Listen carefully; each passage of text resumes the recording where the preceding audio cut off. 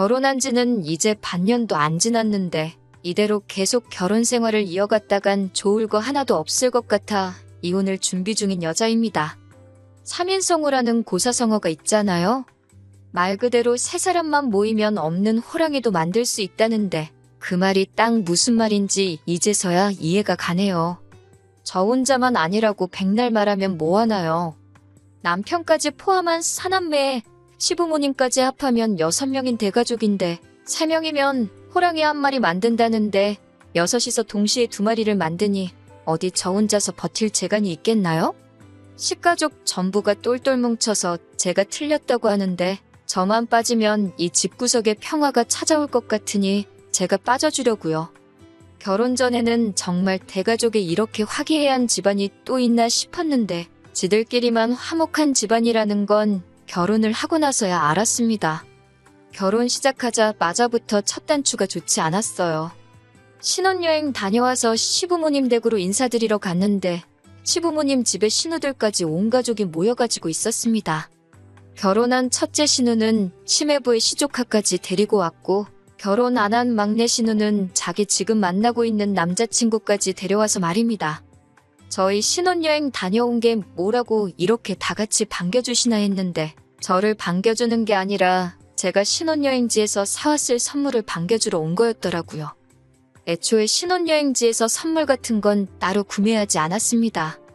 이미 결혼 전에 시어머니 현금예단부터 신우들이 원하는 명품 가방도 다 예단으로 해줬으니 굳이 신혼여행지에서까지 좋은 선물 사올 필요 없다고 생각했거든요. 가져온 거라고는 공항 면세점 들러서 사온 과자나 초콜릿 같은 디저트류가 전부였습니다. 집에 두고 있다가 만날 때 하나씩 주는 것보다 한 번에 다 줄 수 있었기에 편한 건 있었는데 과자 사온 거 다 돌렸는데도 장난치지 말라는 식으로 진짜 선물을 꺼내보라 하더라고요. 그런데 진짜 없는 걸 알더니 그러는 거 아니라고 하는 겁니다. 특히 형님은 자기 결혼했을 때 신혼여행지에서 남편 명품 지갑 사왔던 이야기를 들먹이면서 받은 게 있는데 어떻게 염치도 없이 빈손으로 돌아올 수 있냐고 하는 거예요. 형님 결혼했을 때면 제가 남편하고 연애하기도 전 이야기인데 그때 남편한테 선물해줬다고 보답을 왜 저한테 찾는지 모르겠더라고요. 제가 받은 것도 아닌데 말입니다. 남편도 어이가 없는 게 제가 받은 것도 아닌데 왜 선물을 저한테 찾냐고 한마디 해주면 될 걸 가지고 제가 저 혼자서 면세점에서 이것저것 사들고 오길래 당연히 챙겼을 줄 알았는데 몰랐다고 하면서 이게 다 제 탓이라는 듯이 책임을 저한테 떠넘기더라고요. 지 가족들이 그렇게 나올 걸 알았으면 여행지에서 지 가족들 욕심이 보통이 아니라 뭐라도 해가야지 않겠냐고 미리 귀뜸이라도 해주던가 지 돈 주고 뭐라도 챙겼던가 했어야지. 면세점 돌아다닐 때 다리 아프다고 공항터미널 의자에서 자빠져 자놓고서는 자기는 아무 잘못 없다는 식으로 저렇게 나오니 어이가 없었습니다. 시모는 거기다 대고 저한테 그런 건 당연히 여자가 챙기는 게 맞다고 하시고 첫째 신우는 이제부터라도 시댁 무서운 줄 알았으면 다음부터 잘하겠지 이러고 있는데 어이가 없더라고요. 과자 가져온 거 다 돌리고 나니 막내 신우는 왜 자기 남자친구 거는 없냐고 툴툴대고 있는데 온 가족들이 염치라는 게 있기는 한가 싶었습니다. 하다하다 신우 남자친구까지 챙겨줘야 하나 싶었네요. 나중 가면 아예 사돈의 팔촌까지 챙기라고 할 건가 싶었어요. 그나마 둘째인 도련님은 막내 신우 달랜다고 자기 앞으로 들어온 과자 선물을 신우 남자친구한테 양보를 하대요.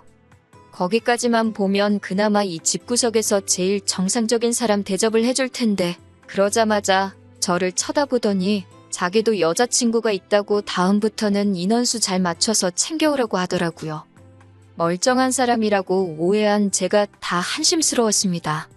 시아버지는 저한테 제가 맏며느리니 앞으로 집안의 기둥이 될 텐데 식구들 잘 챙겨버릇 해야 한다고 말씀을 하셨고요. 어찌저찌 인사는 다 끝내고 신혼집으로 향하는 길이었는데 솔직히 상황이 그 모양인데 집에 돌아가는 길이 당연히 분위기가 좋을 수가 없었지요. 남편하고 대판 싸웠습니다.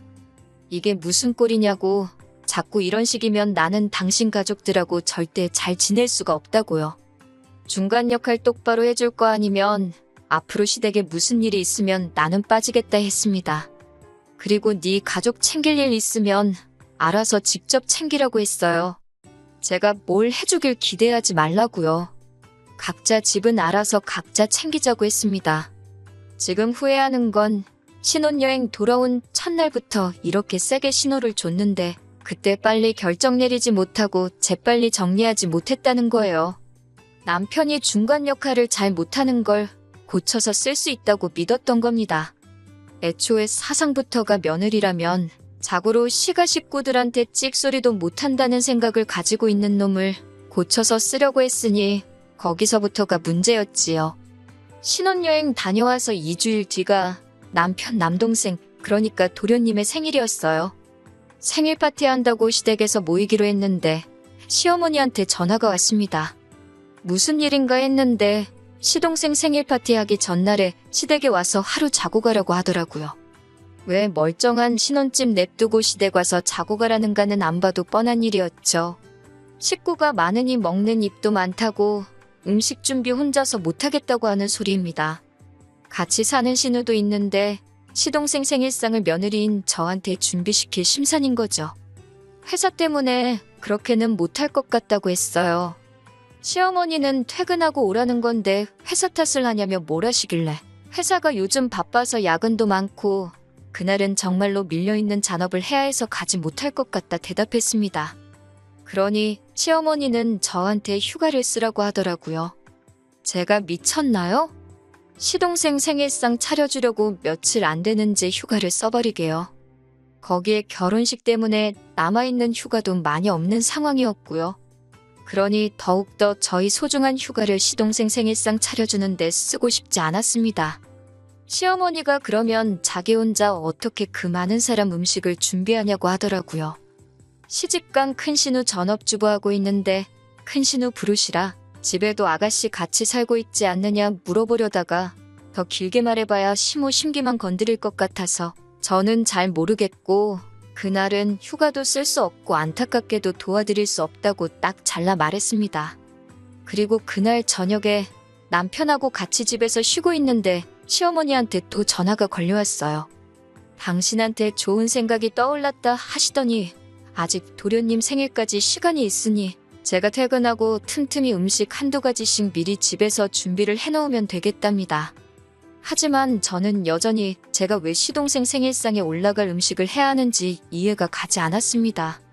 가만 대답하면 이제 앞으로 신우도 둘이나 되는데 신우 생일날도 상 차려오라고 하고 온갖 무슨 날마다 불려다니면서 시가족들 밥상 차리는 사람이 돼버리는 거 아닌가 하는 생각이 들어서 저도 일하느라 바쁘고 집에 돌아오면 아주 진이 빠진다고 그렇게는 못하겠다고 대답을 했지요. 그런데 시어머니가 저한테 서운하다는 겁니다. 애초에 그게 서운한 일인가 싶었고 저한테 이런 거 2번 다시 부탁도 하지 말라고 말하려 하고 있는데 남편이 전화기를 뺏어가더군요.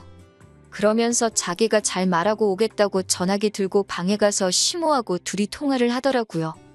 며느리인 제가 싫다고 하는 것보다 남편이 말하는 게 낫겠다 싶었고 저도 조금 감정이 격해져 있어서 더 이야기했다가 시어머니하고 싸울 수도 있겠다는 생각이 들어서 남편이 알아서 잘 처리하도록 맡겼습니다. 한 10분쯤 지나서 남편이 방에서 전화 끝내고 나오더라고요. 그런데 방에서 나오면서 제 눈치를 살살 보면서 말을 꺼내질 못하더라고요. 어떻게 하기로 했냐고 다그치니 그제서야 자기 체면 좀 살려주면 안 되냐고 하는 겁니다. 엄마가 저렇게 기대를 하는데 못해간다고 어떻게 말을 하냐고요. 남편하고 또 한판 뒤집어지도록 싸웠네요. 내가 도대체 왜 네 동생 생일상에 올라갈 음식을 해야게 하냐고요. 니네 누나도 해가냐고. 그럼 생각은 해보겠다고 했습니다. 누나도 아마 해갈 거라고 하면서 저를 설득하려고 하길래 전화기 들이밀면서 그럼 너네 누나가 무슨 음식 해가는지 물어보라고 했습니다. 그러니 쩔쩔매면서 전화를 못하더라고요. 안 봐도 뻔했지요. 시모 집에 같이 사는 신우도 아무것도 안 도와줄 텐데 시집간 신우가 잘도 동생 생일상이나 차려주겠나 싶었지요. 그런데 남편이 자꾸만 제가 자꾸 고집 부리고 그러면 시모하고 갈등만 커진다고 하는 거예요. 어떻게 노력한 척이라도 해야 한다고요. 제가 고집 부려서 시모하고 이러는 게 아니잖아요? 애초에 말도 안 되는 요구를 하는 건 시모인데 남편은 제가 마치 시모가 하는 일에 불만 갖고 있는 방골 며느리라고 말하는 것 같았습니다. 남편한테 그렇게는 못한다. 어머님한테 다시 전화드리겠다 한참 실랑이 하다가 남편이 그러면 그냥 음식을 우리가 사가자고 사가서 우리가 해온 척 하면 되지 않겠냐고 하는 겁니다. 어차피 남편, 시어머니 뜻 거역도 못할 테고 저를 설득하려고 들게 뻔했기 때문에 알아서 하라고 했습니다. 다만 메뉴 고르는 것부터 전부 다 네가 하라고 나는 그냥 시댁에서 적당히 맞장구나 쳐주겠다 했지요. 생일 당일이 되니 남편이 시댁으로 출발하기 전부터 아침 일찍 일어나서 부엌에서 뭘 하고 있더라고요. 보니까 여기저기서 괜찮아 보이는 음식 메뉴들 골라서 밀키트를 사온 거예요. 양념장부터 재료 손질까지 다 되어 있고 불에 올리기만 하면 되는 거니 직접 해간 음식 티가 날 거라고 생각했나 봅니다. 포장 음식이나 배달 음식 해봐야 겉모양부터 다 표가 나니 직접 준비한 것처럼 보이게 하려고 나름 머리를 쓴 것 같더라고요. 그렇게 남편이 준비해간 밀키트 음식들 바리바리 싸들고 시댁에 갔지요. 그런데 실제로 직접 해온 음식으로 착각을 해주더라고요. 파는 음식처럼 맛있다고 하는데 저는 속으로 파는 음식이니까 당연히 맛있겠지요 하고 있었습니다. 그런데 오히려 그게 역효과가 났어요. 시어머니가 음식 하나씩 다 맛보더니 음식 맛이 다 너무너무 좋답니다. 맏며느리 잘 들어와서 다행이라고 하면서 어디서 달력을 꺼내오더니 이것들이 앞으로 있을 온갖 집안 행사라면서 적힌 것들을 읊으면서 그때마다 우리 맏며느리가 음식 준비를 하면 좋겠다고 하는데 아찔하더라고요. 시부모님 생일 파티는 물론이고 남은 시가족들 생일도 있었고 성탄절이며 명절, 연초에는 설날 전에 신년회도 하고 아주 난리도 아니더라고요. 취직 준비하는 막내 신우 자격증 취득 기념 파티도 있고 무슨 날이 있으면 날대로 모이고 아무 날도 아니면 아무 날이나 가져다 만들어서 모이는 건가 싶었어요. 명절 같은 건 몰라도 자격증 취득 기념 파티는 또 뭔가요? 심지어 큰 신우네가 이번에 새 차를 뽑으면 사고 안 나고 잘 타고 다닐 수 있게 고사도 지내기로 했다고 하고 가족끼리 사이 좋은 것도 좋지만 이건 좀 도를 넘은 것 같다는 생각이 들었어요. 거기에 일은 전부 저한테 시키려고 하고 있으니 말입니다. 남편은 이런 제가 외동이라서 이런 분위기에 적응 못할 뿐이라고 이게 진짜 가족이라고 하면서 애써 저를 이해시키려고 하더라고요. 진짜 가족은 또 뭔 소린지 우리 가족이 가짜 가족이라고 말하고 싶은 거냐고 따지니 또 꿀먹은 벙어리 마냥 대꾸도 못하고 있다가 이렇게 가까운 사람들끼리 살부딪히며 사는 게 진짜 좋은 거라고 하는 겁니다. 다 같이 지내는 게 누가 나쁘다고 했냐고. 다만 그 과정에서 온갖 번거로운 일거리나 경제적인 부분이나 그게 다 맏며느리라고 나한테 쏠리니까 그게 싫다는 거다고 했습니다. 일 똑같이 하고 돈 낼 거 있으면 똑같이 내면 나라고 남편이 남편 가족들과 잘 지내겠다는데 그걸 못하게 하겠냐고 일침을 놨어요. 그리고 신우 자격증 취득 기념 파티 같은 멍청한 모임은 나 빼고 제발 혼자 다녀오라고 했지요. 저는 그냥 남들 하는 만큼만 하고 그 이상도 그 이하도 하지 않겠다고 딱 못을 박았습니다. 그렇게 얼마 전 이전 세입자랑 문제가 생겨 입주가 늦어지고 있던 신혼집 리모델링 공사가 끝나고 드디어 입주를 하게 되었습니다. 그 전까지 머물던 집은 제가 첫 직장 구했을 때부터 전세로 살던 집이었는데 그렇게 오랜 기간 머물렀는데도 자가로 집이 생기니 전세로 살 때랑 다르게 이 집이 내 집이구나 싶은 생각이 들더라고요. 아무튼 집이 생겼으니 집들이 이야기가 나오게 되었습니다. 솔직히 시가 식구들 모여서 집들이 하면 엄청 스트레스 받을 걸 알았지만 생략할 만한 일도 아니거니와 친정 부모님이 많이 도와주셨던 덕분에 자가로 집도 생겼으니 집들이를 안 할 수도 없었지요. 그렇다고 친정만 집들이하고 시가는 안 하고 할 수는 없잖아요. 제가 제 입으로 각자 잘하자고 했으니 어느 정도 솔선하는 모습을 보여야 한다고 생각했습니다. 그래서 까짓것 그냥 하자 굳게 결심해서 그때는 월차까지 내서 집들이 준비를 했습니다. 밀키트나 배달 음식으로 간단하게 차려낼 수도 있었지만 이왕 하는 거 제대로 하자 싶어서 음식도 손수 준비하기로 했고요. 그래서 집들이를 아침 일찍부터 해서 준비를 시작하고 있는데 초인종이 울리더라고요. 시가 식구들이 도와주러 일찍 올 일은 없을 테고 누군가 싶어서 문을 열었습니다.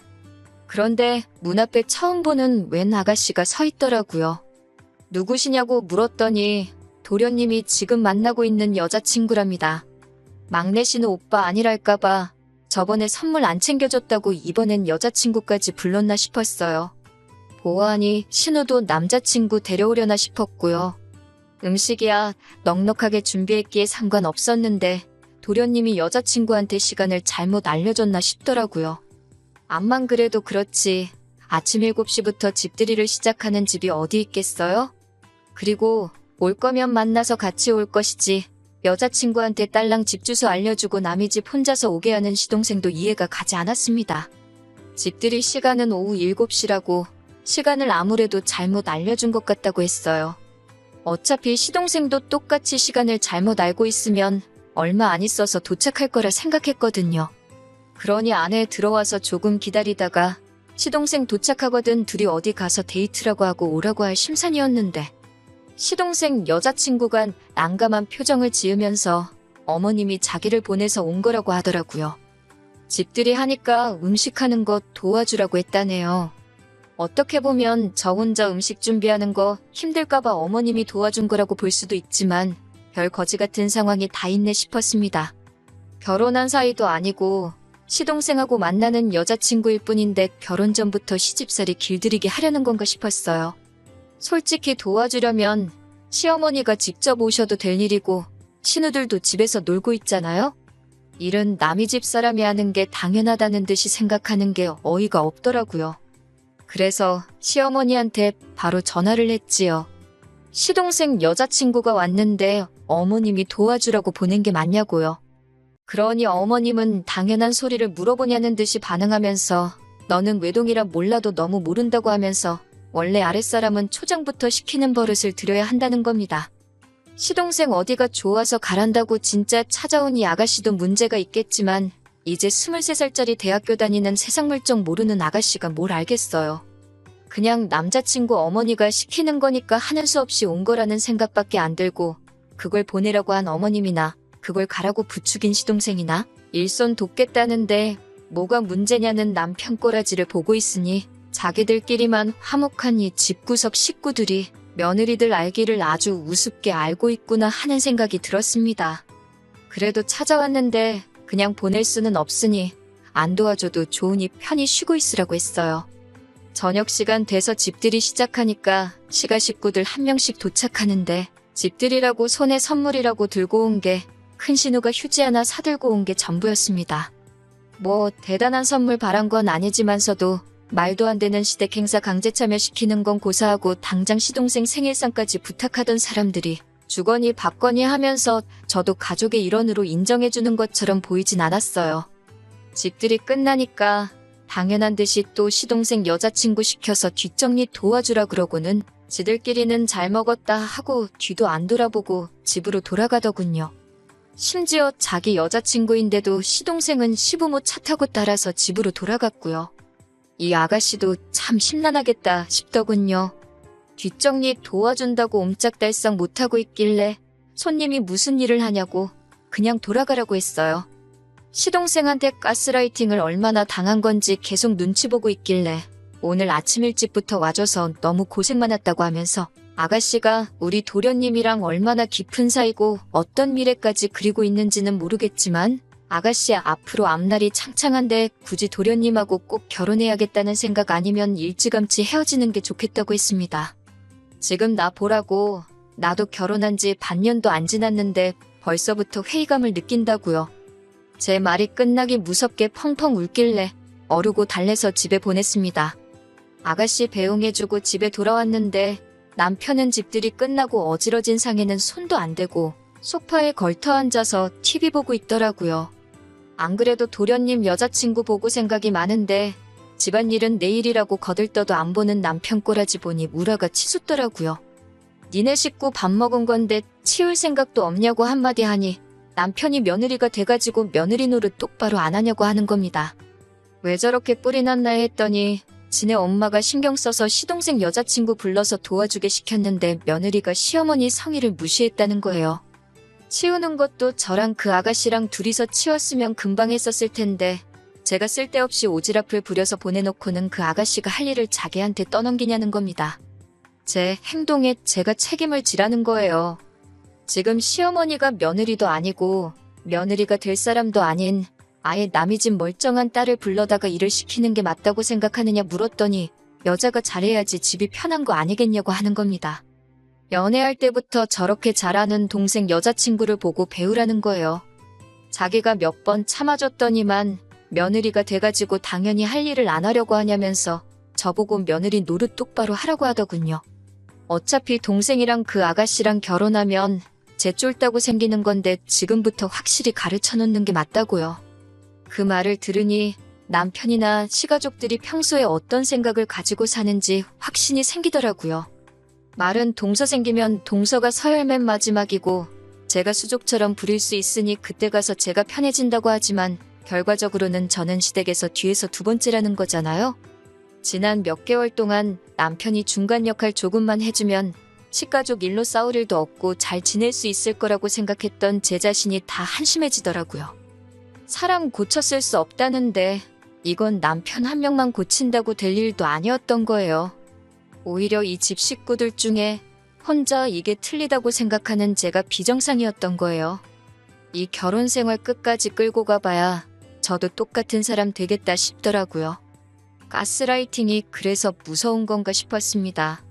이 집구석에 막내 며느리 누가 들어올지는 모르겠는데 참 불쌍하겠다 싶었고 맏며느리인 저도 결국 나중에 가선 시부모 부양은 둘째치고 큰 신우네 애라도 생기면 그 애까지 제가 맡아 키우겠다 싶은 생각이 들었습니다. 자기들끼리 화목한 집안에 제가 빠지는 게 도와주는 길이 아닐까 하는 생각이 들었어요. 며칠을 더 생각하다가 남편한테 이 집에서 더 이상 며느리로 살지 못하겠다고 더 시간 끌 필요도 없겠다고 말하고 이혼하자고 했습니다. 지금은 숙려기간 중이고 결혼기간이 짧은지라 합의 이혼하게 될 것 같습니다. 시동생은 여자친구랑 헤어진 것 같더라고요. 가족끼리 워낙 똘똘 뭉치는 집구석이니 똘똘 뭉쳐서 제 탓만 하고 있겠지요. 더 빨리 결정 내리지 못한 게 후회되지만 더 길게 시간 끌지 않은 걸로 위안 삼으려고 합니다. 아무쪼록 시가족들은 앞으로도 자식들 결혼시키지 말고 그냥 화목한 가족들끼리 평생 같이 지냈으면 좋겠어요. 애먼 사람 부려먹지 말고 말입니다.